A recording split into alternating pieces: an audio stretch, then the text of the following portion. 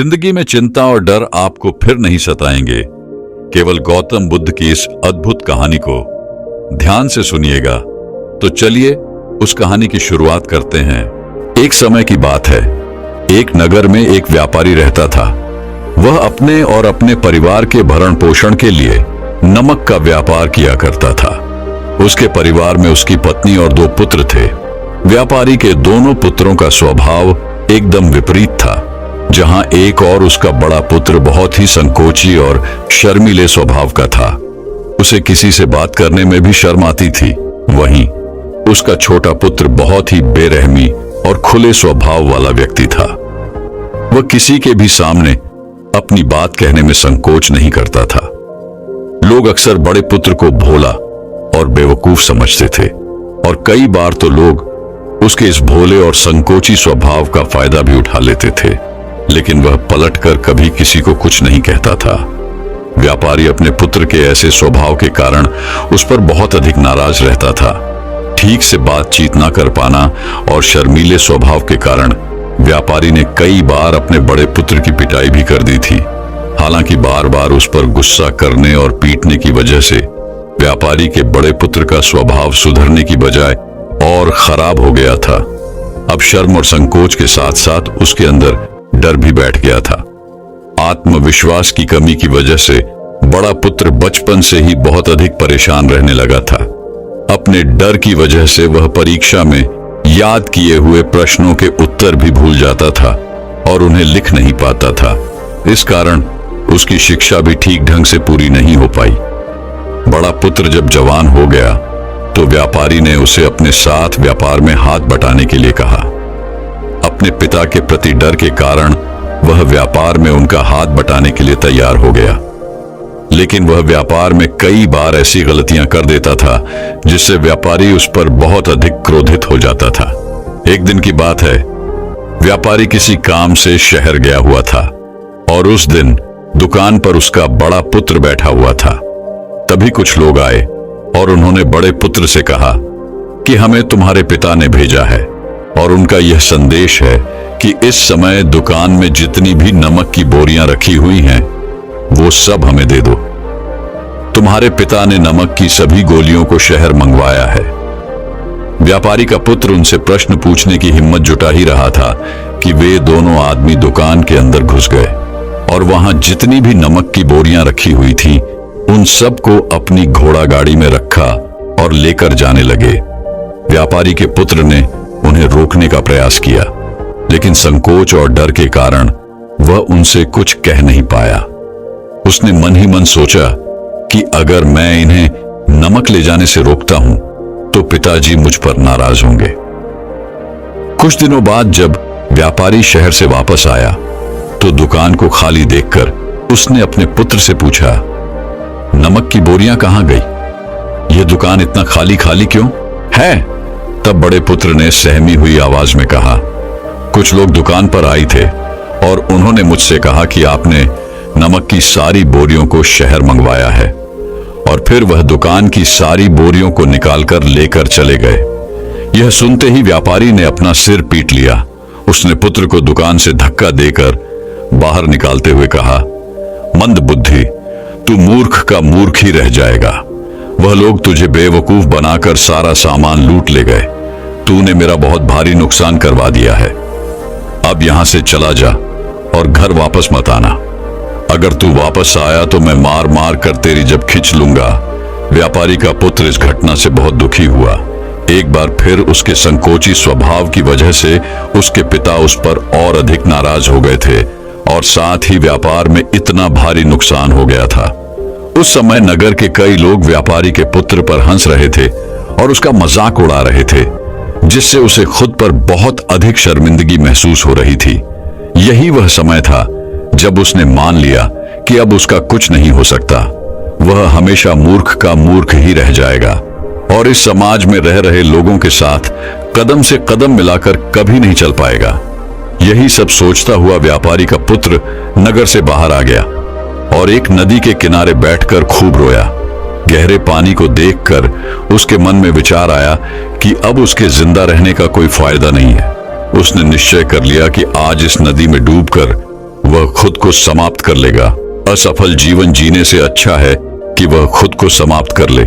उसने जैसे ही नदी में छलांग लगाई और डूबने लगा तो उसी नदी में स्नान कर रहे एक बौद्ध भिक्षु ने उसे बचा लिया और नदी से निकालकर बाहर ले आए।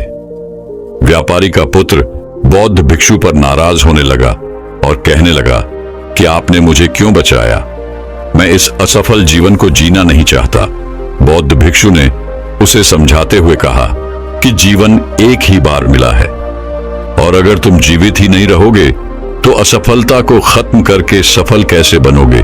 तब व्यापारी के पुत्र ने कहा कि मेरे जीवन में बहुत अधिक समस्याएं हैं और ये समस्याएं मेरे शर्मीले और संकोची स्वभाव की वजह से है। मैंने अपने डर और संकोच की वजह से अपने पिता का भारी नुकसान करवा दिया है। मैं एक अच्छा पुत्र नहीं हूं। अपने भयभीत स्वभाव के कारण मैं ठीक से शिक्षा भी ग्रहण नहीं कर सका। सारे नगरवासी मुझे मूर्ख समझते हैं। क्या किसी मूर्ख को इस दुनिया में जीने का अधिकार है? तब बौद्धिक अक्षों ने कहा कि तुम्हारे इस प्रश्न का उत्तर तो मेरे गुरु ही देंगे। चलो मैं तुम्हें अपने गुरु के पास ले चलता हूं। व्यापारी के पुत्र ने कहा वह किसी से बात नहीं करना चाहता। आज वह अपना जीवन समाप्त करके ही मानेगा। किंतु बौद्ध भिक्षुओं के बार बार समझाने पर वह उनके साथ चलने और उनके गुरु से मिलने को तैयार हो गया। बौद्ध भिक्षु व्यापारी के पुत्र को आश्रम की ओर लेकर गए। वहां पर व्यापारी के पुत्र ने देखा कि एक महात्मा पेड़ के नीचे ध्यान मग्न अवस्था में बैठे हुए हैं। तभी बौद्ध भिक्षु ने उन महात्मा की ओर इशारा करते हुए कहा, यह हमारे गुरु गौतम बुद्ध है। दोनों ने गौतम बुद्ध को प्रणाम किया। बुद्ध ने उत्तर में एक मुस्कुराहट के साथ अपना हाथ उठा दिया। वह नौजवान वहीं पर बैठ गया और बुद्ध को देखकर जोर जोर से रोने लगा। गौतम बुद्ध ने उससे रोने का कारण पूछा। तब उसने कहा कि अब आप ही मेरी आखिरी उम्मीद है। यदि आप मेरी समस्या का समाधान नहीं करेंगे तो मेरा यह जीवन समाप्त हो जाएगा। गौतम बुद्ध ने व्यापारी के पुत्र से उसकी समस्या बताने को कहा। तब उसने बताया कि किस प्रकार वह बचपन से ही शर्मीले और अंतर्मुखी स्वभाव का है। इस कारण लोग उसे मूर्ख समझ लेते हैं और उसके पिता भी उससे नफरत करने लगे हैं।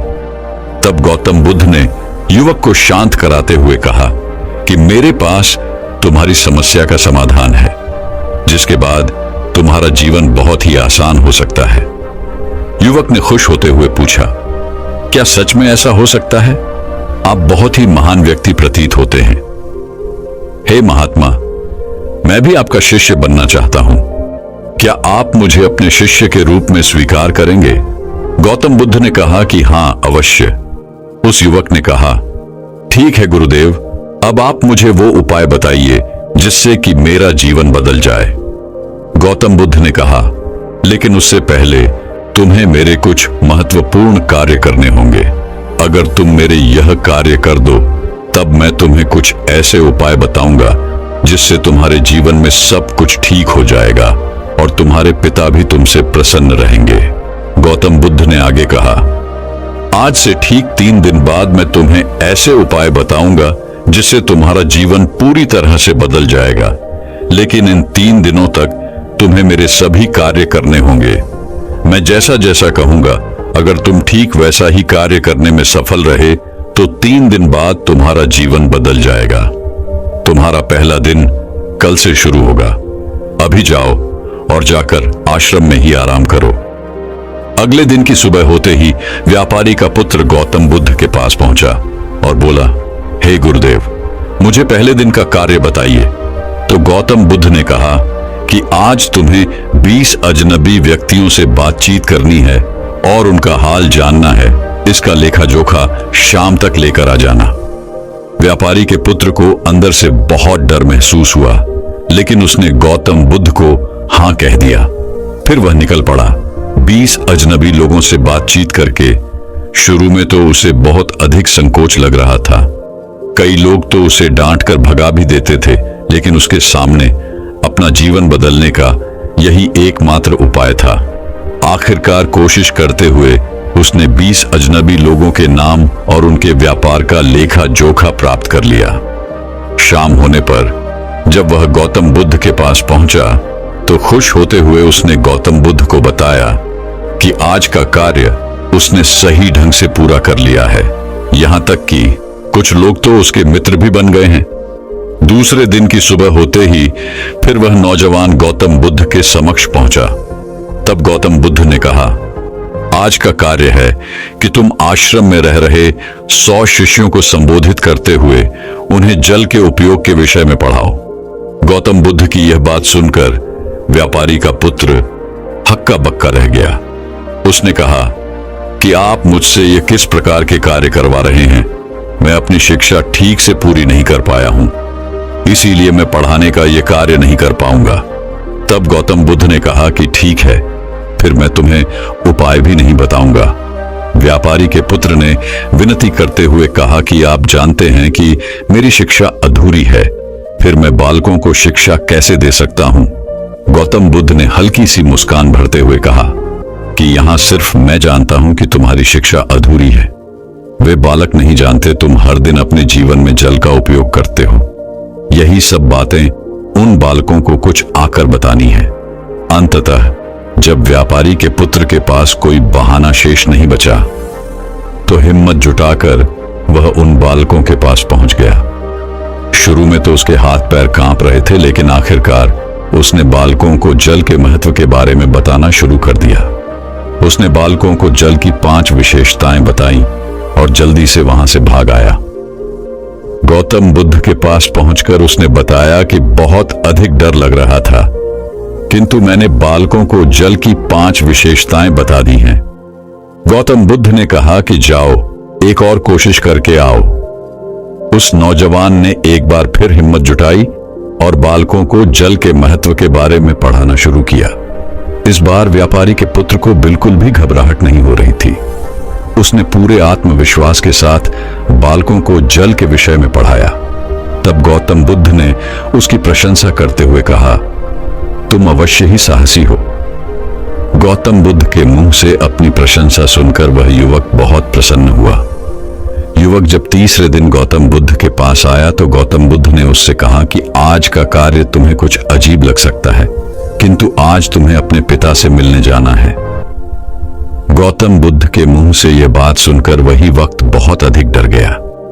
उसने तुरंत कहा कि नहीं नहीं, मैं अपने पिता के सामने नहीं जा सकता, मुझ में इतनी हिम्मत नहीं। गौतम बुद्ध ने कहा कि ठीक है, फिर मैं तुम्हें उपाय भी नहीं बताऊंगा। अंततः व्यापारी के पुत्र को गौतम बुद्ध की बात माननी पड़ी।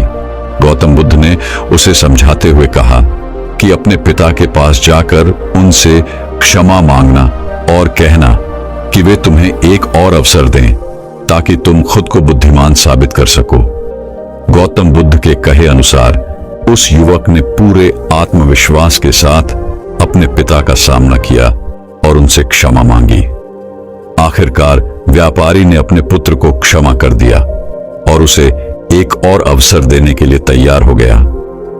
व्यापारी का पुत्र गौतम बुद्ध के पास आया और उस उपाय के बारे में पूछने लगा जिसे गौतम बुद्ध ने 3 दिन बाद बताने का वचन दिया था। तब गौतम बुद्ध ने मुस्कुराते हुए कहा कि तुमने स्वयं ही अपना उपाय खोज लिया है। तुम किसी से बात नहीं कर पाते थे, संकोची और शर्मीले थे। यह सब तुम्हारे मन में बैठा हुआ डर था और तुमने जैसे ही उस डर का सामना किया वह खत्म हो गया। जीवन में तुम्हें जिस भी काम से डर लगे उस काम को करना शुरू कर दो, डर स्वयं ही समाप्त हो जाएगा। अब वह युवक समझ चुका था कि गौतम बुद्ध उसे क्या बताना चाह रहे हैं।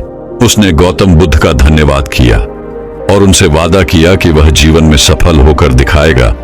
तो दर्शकों, चलिए अब अगली डर और शर्म के ऊपर की कहानी की शुरुआत करते हैं।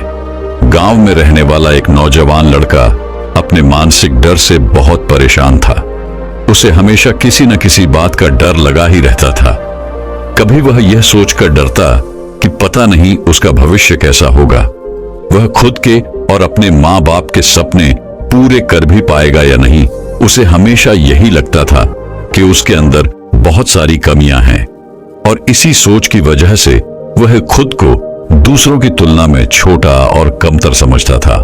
यहां तक कि उसे लोगों से खुलकर बात करने में भी डर लगता था। जब वह लोगों के साथ उठता बैठता या बातें करता तो उसे लगता कि लोगों का ध्यान सिर्फ उसकी कमियों की तरफ ही है। इसीलिए वह लोगों के सामने असहज और घबराहट महसूस करता था। उसे इस बात से भी जलन होती थी कि उसके आसपास के लोग उससे आगे कैसे निकल रहे हैं, और साथ ही उसे इस बात का डर भी लगा रहता कि कहीं उसके मित्र या आसपास के लोग उससे आगे ना निकल जाएं, और अगर ऐसा हुआ तो वह उनके सामने छोटा और कमजोर साबित हो जाएगा। और इसी पिछड़ने व कमजोर साबित होने के डर से वह पता होने के बाद भी अपने मित्रों और साथियों के साथ ऐसी किसी भी जानकारी या अवसर को साझा नहीं करता था जिसमें उसे लगता था कि सामने वाला उस जानकारी या अवसर का फायदा उठा लेगा। इसीलिए वह लोगों के सामने असहज और घबराहट महसूस करता था। उसे इस बात से भी जलन होती थी कि उसके आसपास के लोग उससे आगे कैसे निकल रहे हैं, और साथ ही उसे इस बात का डर भी लगा रहता कि कहीं उसके मित्र या आसपास के लोग उससे आगे न निकल जाएं, और अगर ऐसा हुआ तो वह उनके सामने छोटा और कमजोर साबित हो जाएगा। और इसी पिछड़ने व कमजोर साबित होने के डर से वह पता होने के बाद भी अपने मित्रों और साथियों के साथ ऐसी किसी भी जानकारी या अवसर को साझा नहीं करता था जिसमें उसे लगता था कि सामने वाला उस जानकारी या अवसर का फायदा उठाकर उसे आगे निकल जाएगा। वह मानसिक रूप से इतना भयभीत और कमजोर हो चुका था कि उसे दूसरे लोगों को असफल होता हुआ देखकर खुशी मिलती थी। वह अक्सर खुद के काम और तरक्की की तुलना अपने आसपास के दूसरे लोगों से करता, और जो व्यक्ति उससे अधिक सफल होता उस व्यक्ति के प्रति उसके मन में जलन और ईर्ष्या के भाव पैदा होने लगते, और जो व्यक्ति उससे कम सफल होता उस व्यक्ति को देखकर उसे खुशी मिलती। अपनी इस तुलनात्मक और नकारात्मक सोच से वह डर की वजह से वो नौजवान अक्सर अशांत रहता था, और उसे पता भी था कि यह डर और तुलनात्मक सोच उसके लिए ठीक नहीं है। यह उसे पीछे की ओर खींच रही है, लेकिन फिर भी बहुत कोशिश करने के बाद भी वह अपने इस मानसिक डर और नकारात्मक सोचने की आदत को छोड़ नहीं पा रहा था, और समय के साथ उसका यह डर और भी अधिक बढ़ता जा रहा था, जिससे वह और भी अधिक चिंता और तनाव से घिरता जा रहा था, लेकिन कुछ भी कर नहीं पा रहा था। तभी अचानक उसे एक दिन एक बौद्ध भिक्षु के बारे में पता चला, जो कि उसके पड़ोस के गांव में बने बौद्ध मठ में ही रहा करते थे। वह बौद्धिक शुभ एक ध्यानी व्यक्ति थे, और उनके बहुत सारे शिष्य भी थे। वह अपनी बुद्धि और ज्ञान के बल पर लोगों की बड़ी बड़ी समस्याओं का समाधान निकालने के लिए उस पूरे क्षेत्र में प्रसिद्ध थे। बौद्ध भिक्षु के बारे में जानकारी मिलते ही वह नौजवान लड़का अगले दिन बौद्ध भिक्षु के पास पहुंच जाता है और उनको प्रणाम कर उनके समक्ष एक उदास चेहरे के साथ बैठ जाता है। पहले तो बौद्ध भिक्षु ने उसके चेहरे की तरफ बड़े ध्यान से देखा, और फिर एक बड़ी ही शांत और मधुर आवाज में उसके आने का कारण पूछा। उस नौजवान लड़के ने बड़े ही उदास और दुखी मन के साथ अपनी कहानी सुनानी शुरू की। उसने कहा, मुनिवर, मैं अक्सर डरा हुआ और अशांत रहता हूं। मैं अक्सर अपने भविष्य और काम को लेकर चिंतित और भयभीत रहता हूं। मुझे हमेशा दूसरों से पिछड़ने और कमजोर साबित होने का डर सताता रहता है। मुझे दूसरों की सफलता देखकर जलन और ईर्ष्या होती है और उनकी असफलता में खुशी मिलती है। मैं हर पल खुद पर संदेह करता रहता हूं और दूसरों से खुद की तुलना करता रहता हूं, जिसकी वजह से मैं अंदर से बहुत ही अशांत और परेशान हो चुका हूं। और इस अशांति व डर की वजह से मैं अपने जीवन में कुछ बड़ा नहीं कर पा रहा हूं।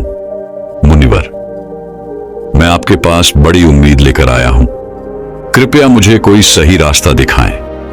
बौद्ध भिक्षु ने उस नौजवान लड़के की बात पूरे ध्यान से सुनी और फिर एक साथ वह गंभीर आवाज में कहना शुरू किया, ये सभी डर और लक्षण केवल उस व्यक्ति में पाए जाते हैं जिसमें आत्मविश्वास की कमी है, जिसे खुद पर भरोसा नहीं है और जो खुद के साथ सहज नहीं है। क्योंकि जिस व्यक्ति को खुद पर भरोसा है और जो खुद से जुड़ा हुआ है, वह कभी भी किसी और की सफलता पर दुखी नहीं होगा और ना ही किसी की असफल होने पर उसे खुशी होगी।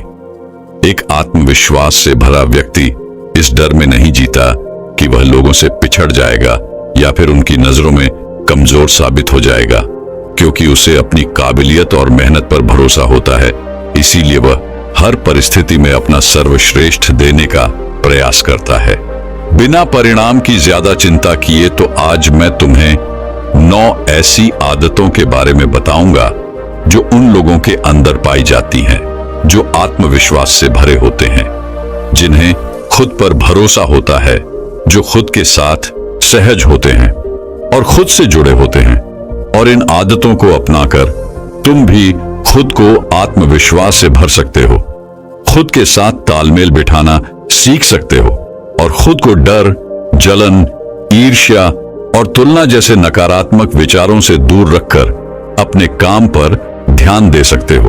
तो मेरी इन बातों को ध्यान से सुनना और यह समझने का प्रयास करना कि तुम कहां पर खड़े हो, यानी इनमें से कौन सी आदतें तुम्हारे अंदर हैं और अभी ऐसी और कौन सी आदतें हैं जो तुम्हें अपने अंदर विकसित करनी है एक शांत, खुशहाल और सफल जीवन जीने के लिए।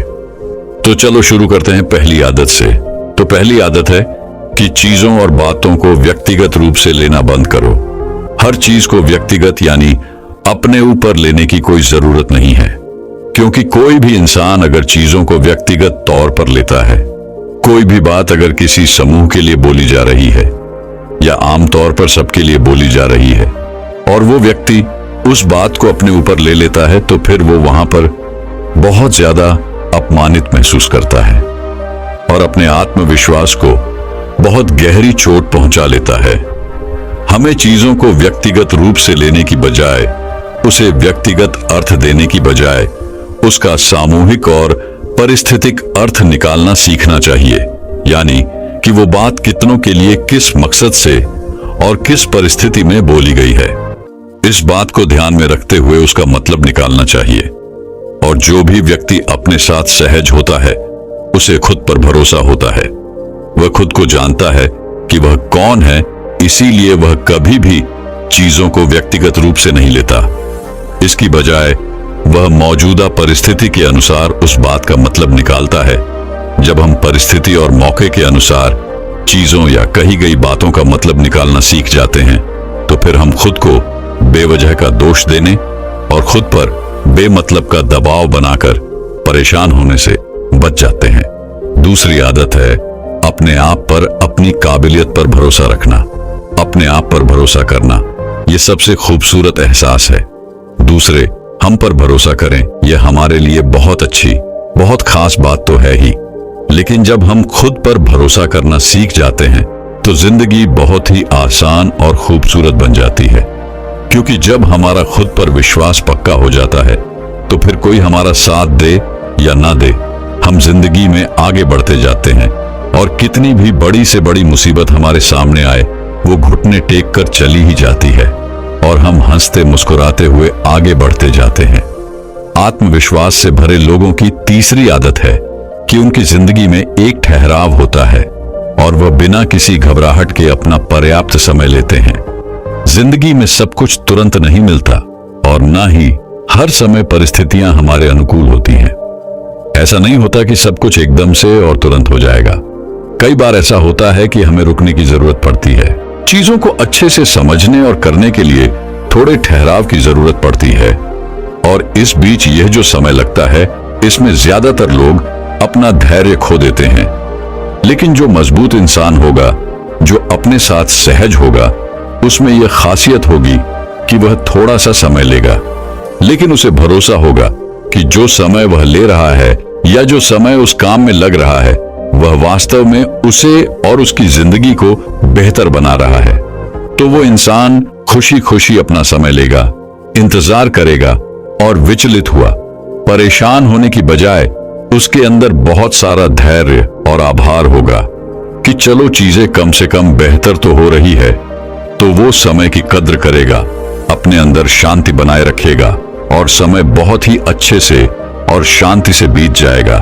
आत्मविश्वास से भरे और मानसिक रूप से मजबूत लोगों की चौथी आदत है कि वो दूसरों को भी आगे बढ़ाने में विश्वास करते हैं। एक मजबूत इंसान ही दूसरे को भी आगे बढ़ा सकता है, उसे ऊंचा उठा सकता है, उसे कुछ सिखा सकता है। जो इंसान खुद में मजबूत होता है, खुद को पसंद करता है, खुद के साथ सहज होता है, संतुष्ट होता है, वही इंसान दूसरों की मदद कर सकता है। लेकिन जो खुद ही बेचारा है, खुद ही कमजोर है, स्वयं से संतुष्ट नहीं है, वो क्या दूसरों की मदद करेगा? उसे तो खुद दूसरे लोगों से मदद की जरूरत है। लेकिन जो इंसान खुद पर भरोसा करता है, वह खुद के साथ सहज और संतुष्ट होता है। इसीलिए वह किसी भी प्रकार की जलन, ईर्ष्या या तुलना के चक्कर में नहीं पड़ता।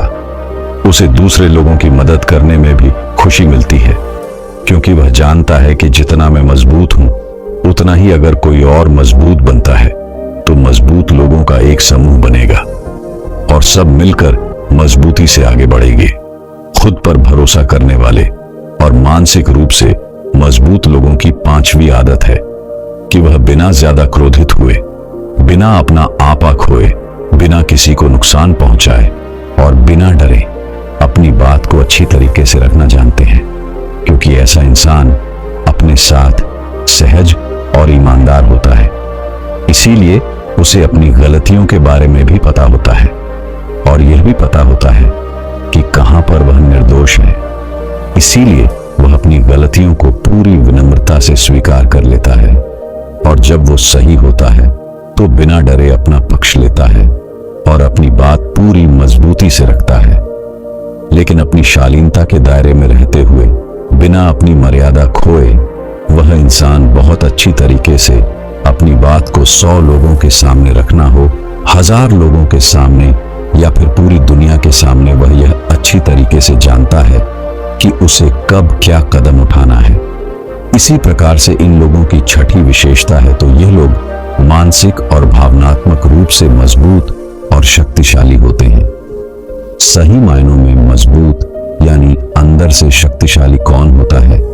जिसे ज्ञान होता है लेकिन उस ज्ञान का कोई घमंड नहीं होता, जिसे सही समय पर सही काम करना आता है, जिसे विनम्र रहना आता है, जिसे दूसरों की मदद करना आता है, वही इंसान वास्तव में शक्तिशाली होता है, स्वतंत्र होता है, आत्मविश्वासी होता है, सफल होता है, संतुष्ट होता है।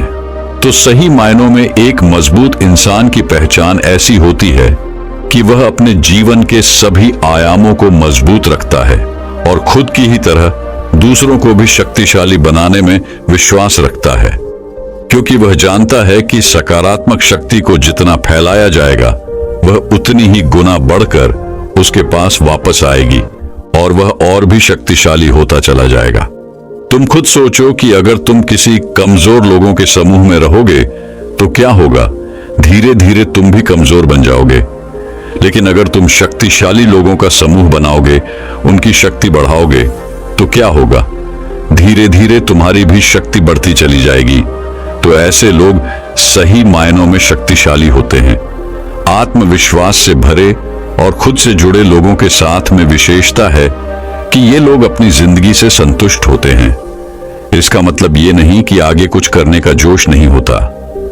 आगे तो बहुत कुछ करना होता है, लेकिन अभी जो है उसके लिए धन्यवाद से भरे हुए होते हैं, संतुष्ट होते हैं, खुश होते हैं। दिल में सुकून, प्यार और एक सकारात्मक जज्बा होता है, क्योंकि संतुष्टि और धन्यवाद के भाव से ही आगे चलकर सफलता हमारे पास आती है, सौभाग्य हमारे पास आता है। लेकिन अगर हम असंतुष्ट हैं तो हम खुद से नाखुश रहेंगे, कमियां निकालेंगे, चिड़चिड़ करेंगे, जिससे यह ब्रह्मांडीय शक्ति, यह प्रकृति भी कहेगी कि हर समय रोता ही रहता है, कमी यही निकालता रहता है, छोड़ो इसे। और जो मेरे खुशनुमा बच्चे हैं उनकी तरफ ध्यान देता हूं। ऐसा होता है ना कई बार कि जो बच्चा हर समय रोता रहता है, चिड़चिड़ाता रहता है, शिकायत करता रहता है, तो कई बार उसके माँ बाप भी उसे उसी हालत में छोड़ देते हैं कि रहने दो, इसे अपने आप ही रोक आकर थोड़ी देर में चुप हो जाएगा। लेकिन जो बच्चा प्यारा सा, खुशनुमा सा और शांत होता है, उसकी तरफ लोगों का प्यार और बढ़ता है, उसे और खुशियां मिलती हैं। तो कहने का अर्थ है कि जो लोग संतुष्ट होते हैं वो अपने साथ सहज और खुश रह पाते हैं और उनका अपने पर भरोसा बढ़ता चला जाता है। इसी तरह से इन लोगों की 8वीं आदत होती है कि यह लोग संतुलन में भरोसा रखते हैं। जीवन को अच्छी तरीके से जीने के लिए इसका संतुलित होना भी आवश्यक है। तो ऐसे मजबूत लोग जो अपने साथ सहज होते हैं, वह जीवन के संतुलित होने पर विश्वास रखते हैं।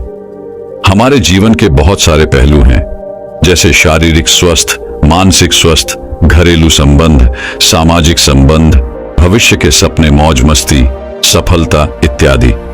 और अगर हम इन सभी चीजों को उचित समय देते हैं तो हमारे जीवन में एक संतुलन होगा। हम संतुष्ट रहेंगे, खुश रहेंगे, बीमार होने से बचे रहेंगे। लेकिन अगर हम जीवन के किसी एक क्षेत्र में बहुत ज्यादा ध्यान देते हैं, उसमें बहुत अच्छा कर रहे हैं, लेकिन बाकी दूसरे क्षेत्रों में बिल्कुल पिछड़े हुए हैं, तो क्या होगा? हमारे जीवन में कभी भी वो संतुष्टि, वो खुशी, वो आत्मविश्वास आ ही नहीं पाएगा। हम ज्यादातर समय परेशान ही रहेंगे। इसीलिए तुम्हारे जीवन के जो भी कमजोर क्षेत्र हैं, उनकी ओर भी ध्यान दो और एक योजना बनाओ कि कैसे उन्हें बेहतर किया जा सकता है, जिससे तुम अपने जीवन में एक संतुलन स्थापित कर सको। 9वीं और आखिरी आदत है कि यह लोग खुले विचारों वाले होते हैं। जो भी इंसान खुले दिमाग का होगा, वह नए विचारों का स्वागत करेगा, दूसरों की राय का भी सम्मान करेगा। लेकिन जो व्यक्ति खुले विचारों वाला नहीं होगा, बस मैं ही सही हूं, इस अकड़ में दबा जाएगा और अकड़ अकड़ के अपना काम बिगाड़ देगा। दिमाग और दिल का खुला होना बेहद जरूरी है। मैं जैसा हूं वह हूं, लेकिन अगर दूसरा मुझसे अलग है तो इसका मतलब यह थोड़े ना कि वह गलत है। अगर मुझे कोई विशेष चीज पसंद नहीं है, कोई पहनावा पसंद नहीं है, कोई काम करने का तरीका पसंद नहीं है, तो इसका मतलब ये थोड़े ना कि सामने वाले का तरीका गलत ही होगा। तो विचारों का खुला होना बेहद आवश्यक है। नई चीजों को सीखना, चाहे वह कोई काम हो, संस्कृति हो, विचार हो, कला हो, उसका स्वागत करना, उनकी अच्छाई की तारीफ करना, बदलाव को स्वीकार करना, यही सब चीजें होती हैं जो खुले विचारों वाले इंसान की पहचान होती है। लेकिन अगर हम रूढ़िवादी और छोटी सोच में फंस जाते हैं, अंधविश्वास में फंस जाते हैं, अपनी सोच को बदलने के लिए तैयार नहीं होते, अपना नजरिया नहीं बदलते, तो फिर क्या होता है? हम मानसिक रूप से सड़ने लगते हैं। लेकिन जब हम खुलते हैं, नई चीजों का स्वागत करते हैं, तो हम मुस्कुराते हैं, हम पहले से बेहतर बनते हैं, हमारा दिमाग ज्यादा विकसित होता है और हम नई नई चीजें सीख कर आगे बढ़ते रहते हैं, जिससे हमारे जीवन में और खुशियां आती हैं। इतना कहने के बाद बौद्ध भिक्षु थोड़ी देर के लिए रुके और फिर एक हल्की मुस्कान ली और फिर कहा, तो अब तक तुम्हें समझ तो आ ही गया होगा और यह भी अनुमान लगा लिया होगा कि तुम अब भी कहां पर खड़े हो और तुम्हें अपने अंदर क्या क्या बदलाव लाना है। बौद्ध भिक्षुओं के मुंह से यह बात सुनकर उस जवान लड़के ने हाँ में अपना सिर हिलाया और इस अमूल्य जानकारी के लिए बौद्धिक कक्षों का धन्यवाद कर वहां से चला गया। दोस्तों, मैं उम्मीद करता हूं कि यह कहानी सुनने से आपके जीवन में अच्छे बदलाव आए होंगे। आपको इस वीडियो से क्या सीखने मिला, ये कमेंट करके जरूर बताएं और अपने परिवार, दोस्तों या आपके करीबी इंसान के साथ ये कहानी शेयर करके उन्हें भी इस ज्ञान से परिचित करवाएं। बाकी अगर आपको ये वीडियो दिल से अच्छी लगी हो, तभी इस वीडियो को लाइक कर देना और आपने अब तक इस चैनल को सब्सक्राइब न किया हो तो चैनल को सब्सक्राइब भी जरूर कर देना। आपका हर दिन शुभ हो और खुशियों से आपका जीवन भरा रहे। धन्यवाद। नमो बुद्धाय।